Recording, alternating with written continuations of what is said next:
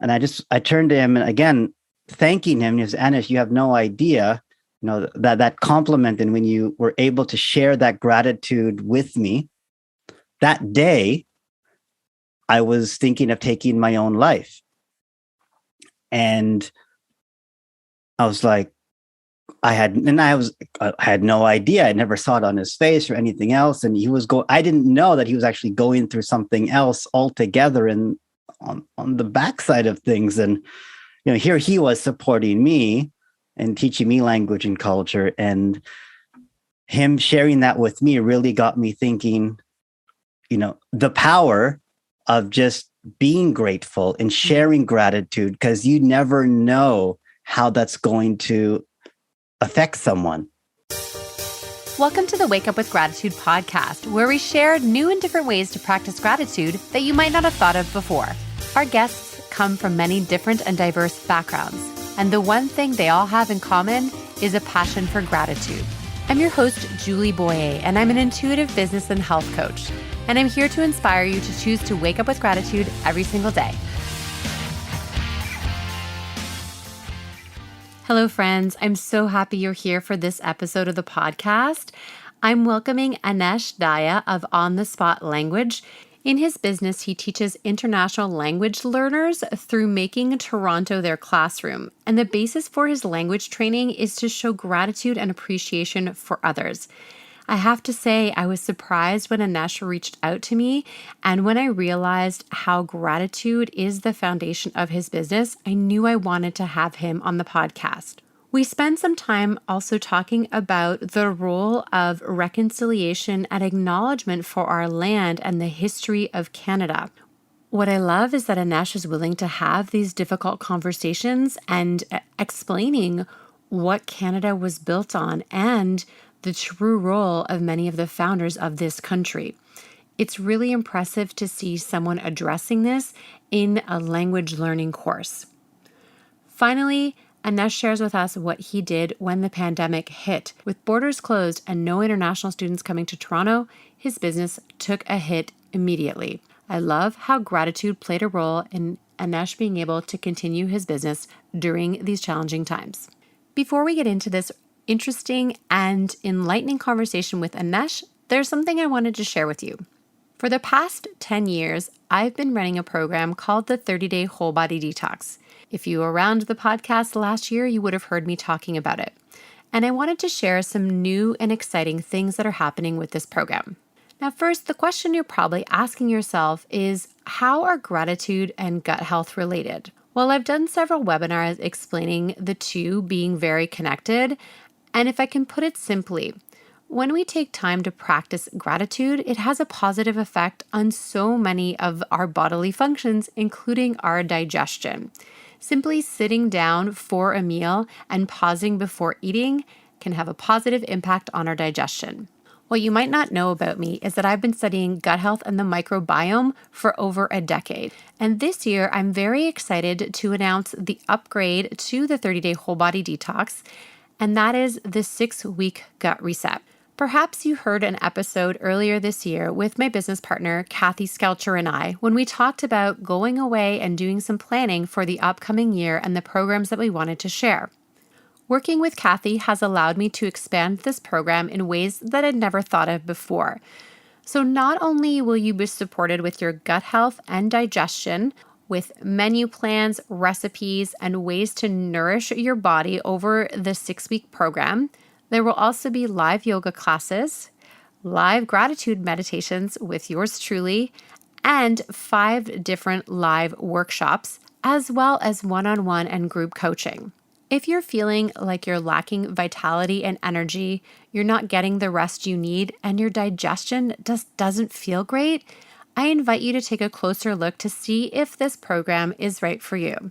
You can check out all the details at 6weekgutreset.com. You can message me directly through that site, or if you find that the program aligns with where you are right now and you're looking for this kind of support, you can also register directly through the site. Our program starts on April 3rd, 2022.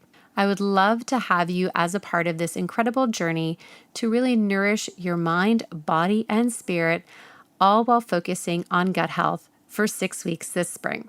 Okay, my friends, let's welcome Anesh Daya of On the Spot Language to the podcast.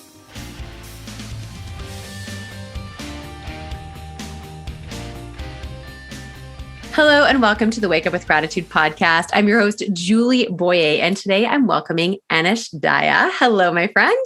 Hello, Julie. Thank you so much for having me. It's a great honor to be here on something that I just truly believe in and waking up with that attitude of gratitude and to be here with you. Thank you so much. Yeah, I'm so glad you're here. And I want to say thank you for reaching out.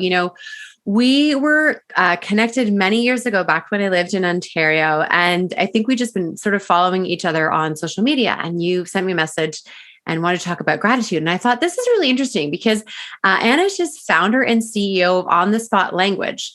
And he says he's a language disruptor whose unique outside-in programs equip English language learners with the communication and life tools needed to break down traditional learning barriers.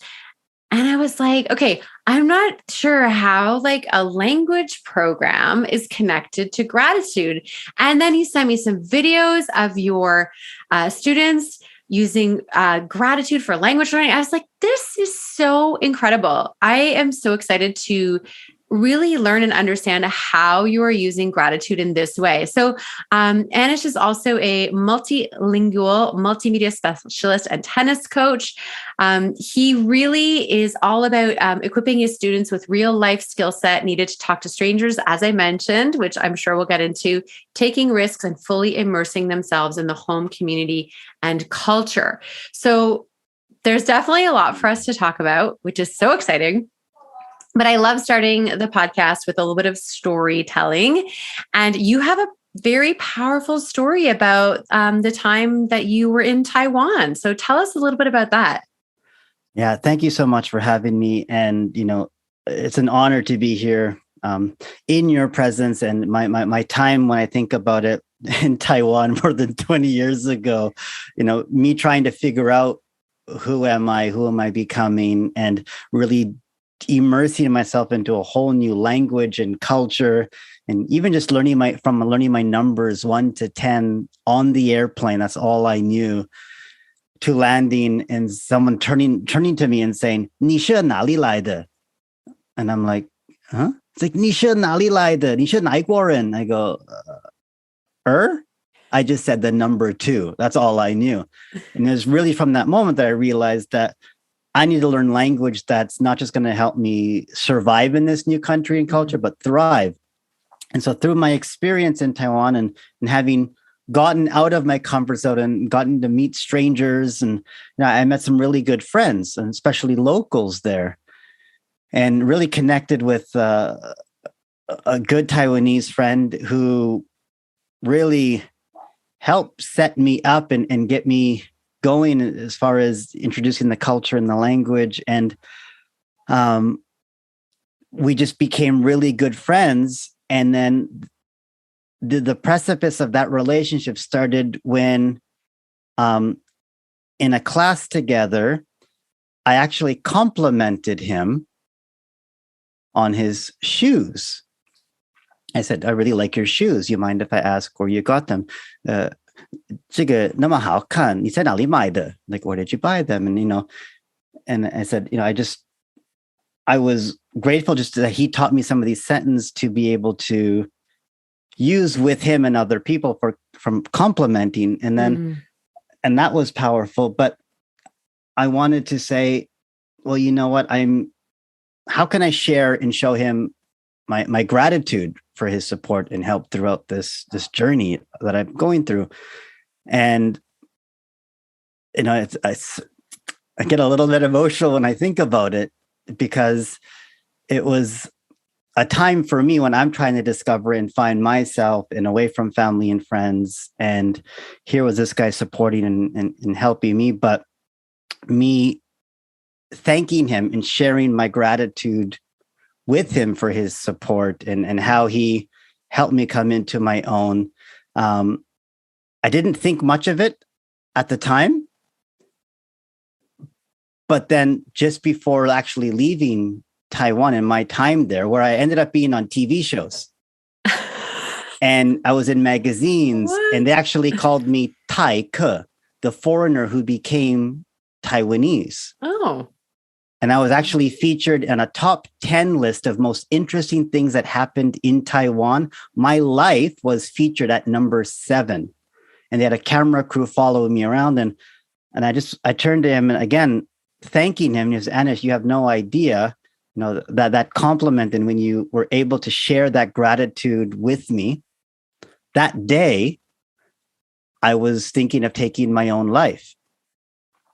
And I was like, I had no idea. I never saw it on his face or anything else. And I didn't know that he was actually going through something else altogether and on the backside of things. And, here he was supporting me and teaching me language and culture. And him sharing that with me really got me thinking, the power of just being grateful and sharing gratitude, because you never know how that's going to affect someone. yeah. Because on his face, oh, thanks, I appreciate that. Yeah. And I was like, but little did I know, he went home that day thinking, oh my goodness, I was going to take my life. And here I had been set up to have this amazing language learning journey, and he was part of that. Yeah. And then here I am now 12 years, many years later, 12 years ago, I started my own program that actually has gratitude built into it. Oh my gosh. It's so interesting to me the way that you approach language, and that I love what you said. It's like you learn the numbers, the basic things, but that didn't really get you very far. And it doesn't. I mean, I've traveled quite a bit myself. I love learning new languages, but not as proficient as you, my friend. How many languages do you speak? I would say confidently 5, but overall 7. Wow. That's fantastic. And the basis for all your language learning is really about that being able to show appreciation and gratitude for someone, which you're right. It just, there's a difference in a conversation where you're just trying to get by and just sort of answer and do your best to get by. But then the ability to actually express gratitude in another language, I think that's something really special. And it's not something I had thought of before you and I spoke. So was there a specific time or incident where so you had this moment with this friend and then you came back to Canada right after that? So I did come back. I traveled around Southeast Asia for a while and actually learned the power of gratitude, having now traveled to 33 countries and spreading that gratitude around the world, as I had done in many countries in Southeast Asia. But then coming back to Canada, I almost had reverse culture shock because I was actually coming from a culture that in Taiwan, that is actually a very appreciative and grateful people there. And then coming back here, it was just, I was so used to and people won't be able to see this if they're watching it, but I would just turn around and say, oh, thank you so much, man. I appreciate your time. And Chanda was shishini. And it was like, I would start nodding my head as an appreciation or bowing. Right. Yes. And they're like, Anish, what's wrong with your neck? What's wrong with your head? I'm like, huh? I'm constantly just sharing my gratitude just in the body language that I use. And people here thought what's wrong? Like, what's going on with your head? And it was just a different, I almost felt more connected to the people there than I had in technically my home country, even though my parents are Indian, born in South Africa. Originally, my grandparents from good province of Gujarat in India. So I like to call myself a global citizen. So came back to Canada, worked at a language school for several years, and then realized these students who were learning the language couldn't actually functionally use it in real life, like I had in Taiwan. Right.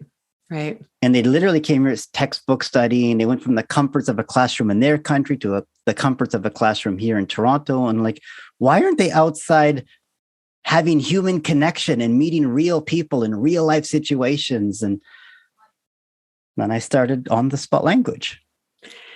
And, it's interesting that you mentioned this, coming back and having the culture shock, I lived overseas for a couple of years myself. I definitely felt it. I lived in Switzerland, not quite the same. And I spoke French there, so it wasn't too hard for me. But it is interesting to come back and to, this lack of appreciation sometimes that we see. And I do think that over the past decade that things have changed. One thing I think that is newer and different that we are starting to do is to acknowledge the land that we live on here in Canada. Absolutely. And you and I had spoken about this before when we first connected. And, this appreciation for the land that we came from, the land that we have settled on. And you said, like, you're a child of immigrants. I am, my father immigrated. My mother was born here in what we call Canada. And now I live on Vancouver Island, which is, the unceded territory of the Sunemu people. And I'm here as an uninvited guest. And I do have that sense of gratitude and that sense of respect for the land that I maybe didn't have when I also came back from my travels, which was now like 14, 15 years ago. So I feel that connection to you as well with that culture shock that you mentioned. And I appreciate you mentioning that, because part of our program, before we even start, and imagine a lot of these students, they think blonde hair, blue eyes is Canada. And here I am teaching about doing a land acknowledgement before every class. And I'm like, what's going on here? Huh? And then part of this is our courses, like we said, we're immersing them in the culture, in the language, whatever Canadian culture is. But we take them to different areas of the city and understand for thousands of years, when you think about the Mississaugas of the Credit First Nations, or the Anishinaabemowin language that, they used to speak, and connecting them with people in the Indigenous communities here in Toronto as well, and getting them the real feeling, really get a good feeling of, because our program is outside every day, we're meeting at different locations, right? And so they really get a sense of the land and where we are, and why is the Humber River and how it flowed from here to there, and the Don Valley, and the Lake Ontario, and just learning the names and the history of some of the locations that we have in Toronto is such another way of connecting them to Canada's rich and beautiful past, but also the not so rich and beautiful past of it as well. And I'll quickly tell one quick story of one of our meeting locations was meeting in front of the statue of Egerton Ryerson. And they just say, then part of the homework, where would I find the statue of Egerton Ryerson? Is it around here? And they ask many people. And then they have to ask people, well, what's he best known for? And people say, he's the founder of Ryerson University. He's a great guy. He started the first polytechnic university in all of Canada. And then you'll get some other people answering, well, he's one of the first people to start residential schools here and birth that in Canada and spread that across Canada. That are like, what?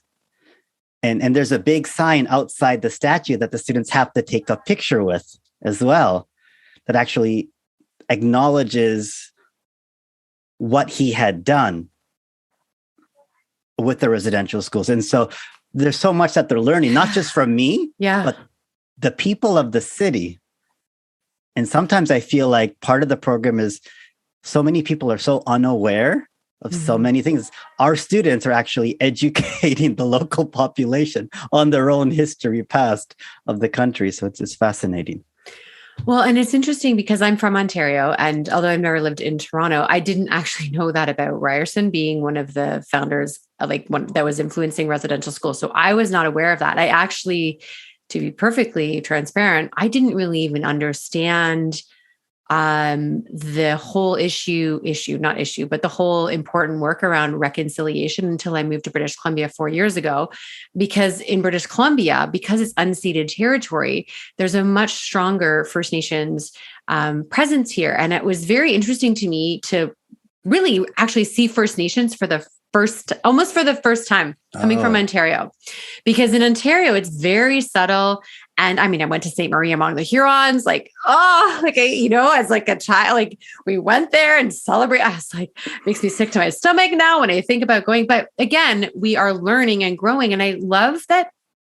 What I really love about you, Anesh, is that you take difficult things and untraditional ways of learning language and culture, and you're bringing that into working with your students. You're really building, like you said, you're taking it out of the classroom in the textbook, and you're at the same time as you're learning language, you're learning about culture and past, and which I think, like you said, all of us who reside here in Canada can all be learning. And I love that your students are teaching other, Canadians about the past that has been hidden for far too long.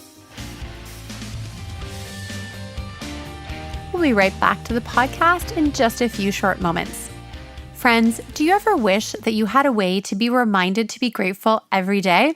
I know that I need daily reminders to practice gratitude. And so what I've done to help myself and you remember to be grateful every day is I've started sharing daily gratitude reminders on my Instagram account. If you're not already following me on Instagram, you can find me at Julie CM Boyer. That's JuliecM like Mary, BOYER.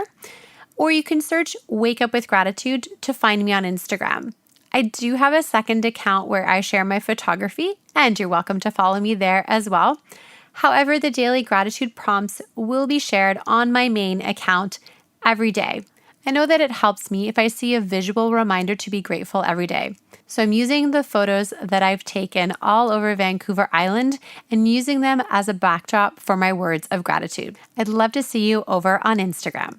Let's get back to the podcast episode. I appreciate you acknowledging that. And for me, that's when you do go to a new culture and you can really understand the past and what the country has gone through and is going through. It really gives you a sense of the feeling of the city or the atmosphere and all the different perspective and lenses different people have and different opinions. So we also meet in front of Queen's Park, in front of the statue of Sir John A. Macdonald, and feel, he's Canada's first prime minister. Canada, we celebrated what Canada won 50 years ago. And then part of that is, our students ask a follow-up question. Well, what about in terms of,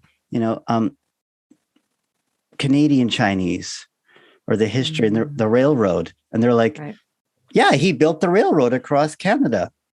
And then someone else, well, did you know that millions were killed trying to build that road? Chinese Canadians were killed building that railroad. And students are like, what? And so they're learning all these different perspectives all the time from the different locations that we meet students. So it is very powerful how much they can learn.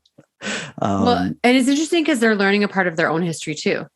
Absolutely. Right. So they're learning a part of their past, people that immigrated to Canada, what it was like for them as well. So there's so many layers here. And, you mentioned about the Canada 150, and I did a 150 reasons to be grateful to live in Canada. That was it was a big blog post that I did. At that time, it took me like almost a month to put together. I had links and all these things. Like I was just I had this like huge pride in gratitude for Canada. And I, again, kind of look back at that. And there's like a little bit of like, I'm not sure that I feel a lot of these things the same way. But what I do think is important is that as we evolve, as we understand and work towards reconciliation and understand what this country was actually built on, I think the place for gratitude becomes more and more important. Because without gratitude, without, being able to reflect on where we live and how it was brought together and the influence of different immigrants and the way people were treated and racism and all these things that happened, I think it really finding gratitude and finding places of gratitude in the stories and helping each other to have perspective, I think is really important. 100%. We actually, on Remembrance Day, and again, most of my students in the recent years have been from Japan. And And Remembrance Day is not just celebrating, those who died in Canada or America. It's all soldiers and people whose lives were lost or gave their lives for their country, respective countries. And so it was very powerful for me going out with a group of 3 Japanese. I have an Instagram video of us going out and asking our students, asking people, what does Remembrance Day mean to you? And getting all the different kinds of answers, but then also them sharing, well, as for me, I lost my grandfather in the war. And it's a time that we need to remember, that we really have it good. We have a lot to be grateful for what we have now and how much gratitude we have for, people who had given their lives for us to be here, standing here, to be having this conversation. And so every conversation actually has gratitude built into the ecosystem of our language, and they share that. I'll have to share you the Instagram video on that. It was beautiful. Yeah. We can link to that for sure in the show notes. I'd love that. Yeah, absolutely. And you also shared with me a video of your students asking people on the street about what they were grateful for. So, I mean, so again, talking to strangers is already very uncomfortable, right? Absolutely. We've been in a pandemic for a couple of years now, we're coming on 2 years, and, talking to strangers has become very more challenging for sure than before. But you encourage your students. This is part of how they learn. So tell me about how this exercise about asking people what they're grateful for. Well, it got me thinking. We have different tasks in the program, like where would I find, like navigating the city or ordering a coffee, or even just doing surveys. We would go on like King Street and say, on this Canada Walk of Fame, who would you say is the most famous Canadian past or present? So you would get answered, Pierre Trudeau or Wayne Gretzky or, Donald Sutherland or Jim Carrey and just Celine Dion. And part of the question is other than Celine Dion and Justin Bieber. They actually have to part of the homework. Other than, right? Okay. Be like, right, maybe Drake or anyway. And so we do all these different kinds of exercises or tasks, like an amazing race, that get them out of their comfort zone. But also part of that is, well, let's just have some deeper conversations, more interesting conversations as well, that you could have at a dinner table or anything. But imagine just talking to strangers and say, I'm an international student studying English in Toronto, and part of my homework is to ask people, what are you grateful for? And when you build that, and we built that into our program, so every day before class, at the beginning of class, I should say, they have to come prepared with I'm gratitude for my shoes. I'm gratitude for the fresh air I have here in Canada. I'm grateful for, so when they do, they're comfortable sharing what they're grateful for. But then when they ask Canadians or people on the streets of Toronto, it's amazing some of the answers that they get back. A lot of people say family and friends. And again, it's part of their listening, their training of their ear, different responses, and how there isn't just one kind of English as well. Yeah. And they can actually learn how, this Indian person said, I'm grateful to have been able to immigrate here and that my kids could be born here. I'm grateful. One student said, I'm grateful to have universal health care. Yeah. And one of our students like, what do you mean by universal health care? Well, we don't have to pay to go see the doctor. She's like, what? Oh, and that's something she hadn't even, it was in her first week here in Toronto. But so she's learning, everyone has different things. You can be grateful for just being able to wake up in the morning. Yeah. So the basic things, but they're learning all different types of gratitude from all these different people.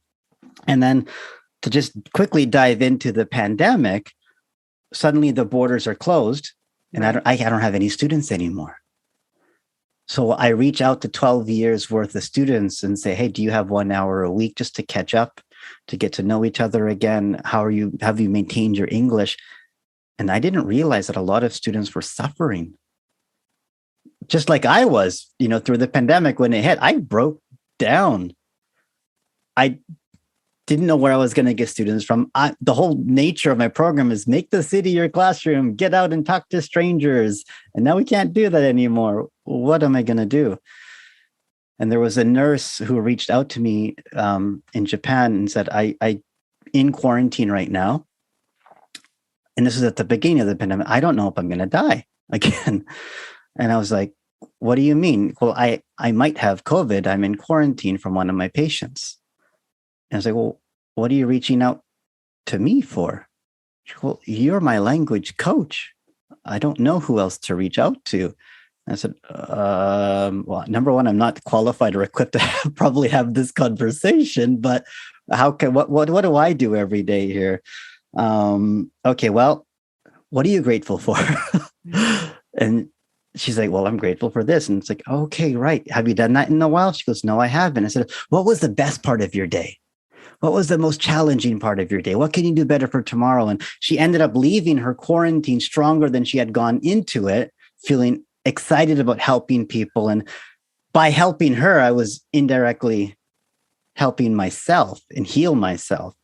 And so I actually developed a whole mindfulness component to my program that I can do even online with students and helping with that mental health resiliency part.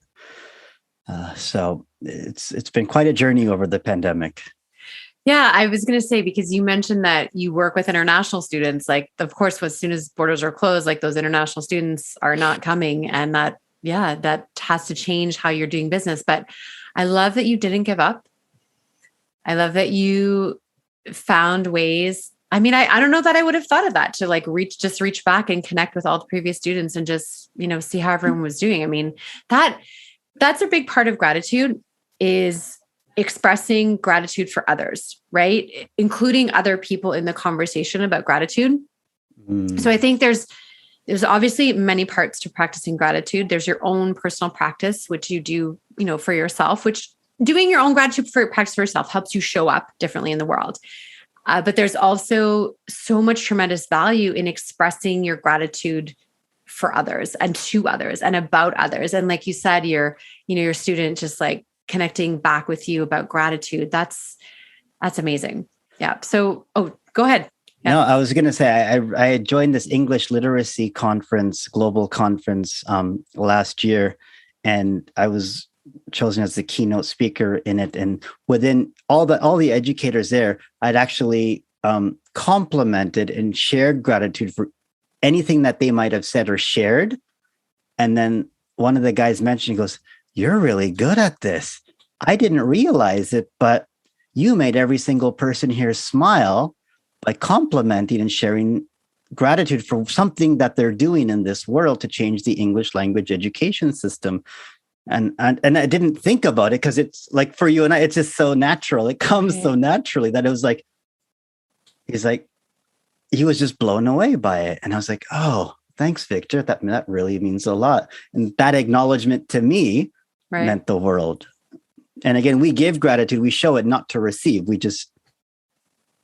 Yeah, because it's just what part of what we do. But exactly. what an interesting way to bring gratitude into what you're doing, right? You're part of a conference, you're invited as a speaker, and you bring gratitude for others into your keynote, the way that you're speaking and you're connecting. And that's so powerful, because it is, I know we've had a few conversations and since we've reconnected, and I just see that you just live in gratitude as much as possible.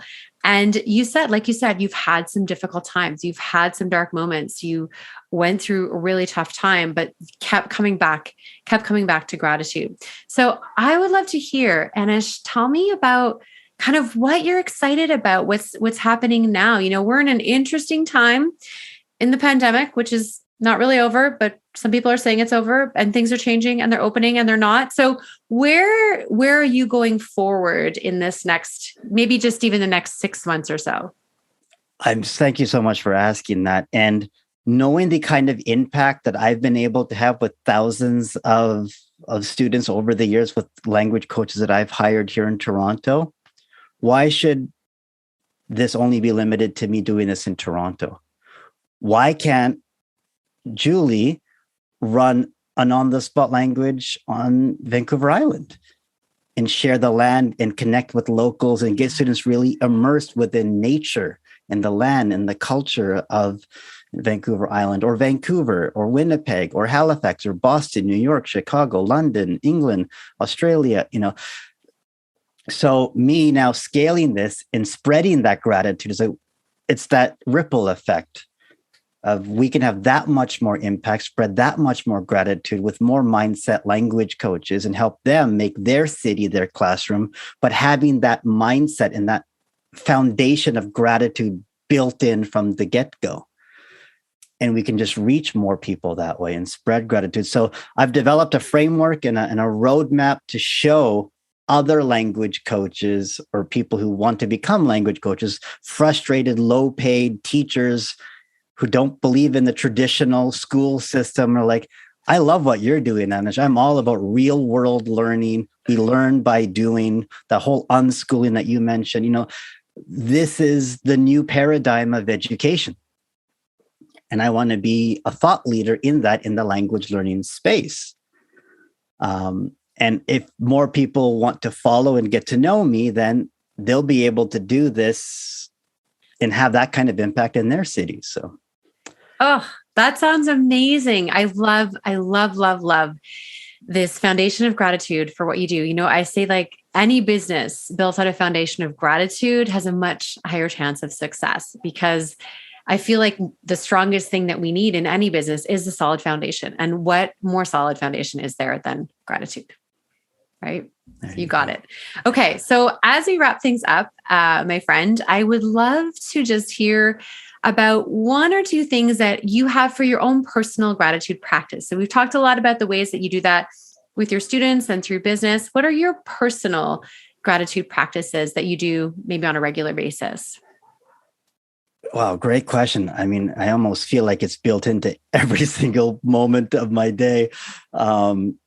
Even just from being grateful to be on this podcast to grateful to have, this mug that was sent from Japan that has my name. Like, it's just that constant mindset of it. So it's tough to even think of a moment because it's just built into my whole ecosystem. But that being said, even as opposed to just saying bon appetit before all of my meals, I'll even say the Japanese word, Itadakimasu, which actually means thank you, Mother Earth. Thank you, the soil. Thank you, the ground. Thank you for the person who made this. Not just, enjoy your meal. There's actually deep-rooted meaning behind Itadakimasu, and so embedding even other languages and ways of appreciating the things around us, it's almost like a little bit of the ikigai, kind of mentality and that purpose-driven lifestyle. And so, yeah, it could be before every meal. I love that. When I'm in the shower, I run through future gratitude of how my day is going to run and how it's going to go. I'm so grateful for that. I've had this amazing conversation with Julie today. I said that in the shower, so doing the future gratitude is built in, but little moments like in the shower or, before a meal, almost every interaction that I have. So it's difficult. And I love it. I love it so much. I love this idea of using a different language in a way. I hope there's a way we can maybe share it. I don't know if the Japanese characters would show up in my podcast notes, but I would love to be able to share the proper Japanese character and maybe the phonetic pronunciation and what you shared there, because for me, that's one of those times of the day that I do think it's really important to pause and to have gratitude and to focus on gratitude. And the idea of bringing it in a different language, it stops you. And you're focused in a different way. So again, something I hadn't thought of. I love this podcast so much for this, because I'm always learning different ways to really practice gratitude. And I see that in you, my friend. I see that you just show up in gratitude, difficulty, not difficulty. You're showing up in gratitude. You're finding the moments. You're being aware of, like you, it's like when I drink my water, like I'm remembering that, like, I have access to clean drinking water. I don't take that for granted. So, Okay. Where is the best place for people to find you? There are two ways. Of course, on all social media platforms, you could just go to aneshdaya.com, ANESHDAYA.com, or just onthespotlanguage.com. I'm in the mix. Yeah, it's pretty easy to find. You could just type in Anesh Daya on Google and you'll see a whole bunch of things come up. But right now, like I said, I'm really, the next part of the evolution of the business is actually helping newcomers as well. Mm-hmm. And working in language settlement for refugees who are planning to come here or who are the victims of torture who are going to come here.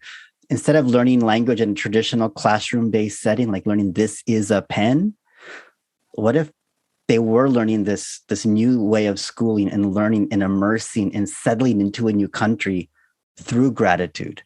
And also being grateful for their country, where they've come from, and their culture, and acknowledging that and sharing that gratitude with more people when they settle and come into a new country. So that's a whole nother conversation. Yeah, so timely though, and so important. So you're doing amazing work, my friend. I just want to say thank you so much for being here, being with us, being present, sharing your stories, sharing your guidance, and just sharing your beautiful way of living gratitude. Thank you so much, Anesh. Thank you. Much love much love and light to everyone out there. Thank you, Julie, for having me. It was truly my pleasure. Thanks for sticking around till the end of the podcast. I appreciate you. If you're not already following us on your favorite app, make sure you click on the check or follow podcast so you'll be alerted every time there's a new podcast episode. If you enjoyed the episode and want to help us grow, here's some easy things that you can do. You can leave a review on your favorite app. You can share this podcast with a friend and send it directly. And you can also share through social media. Feel free to tag me on any posts in your stories and I'll repost. Thank you to Paul Tedeschini for doing the post-production audio for the podcast. And one last thing, I hope you're choosing to wake up with gratitude every single day.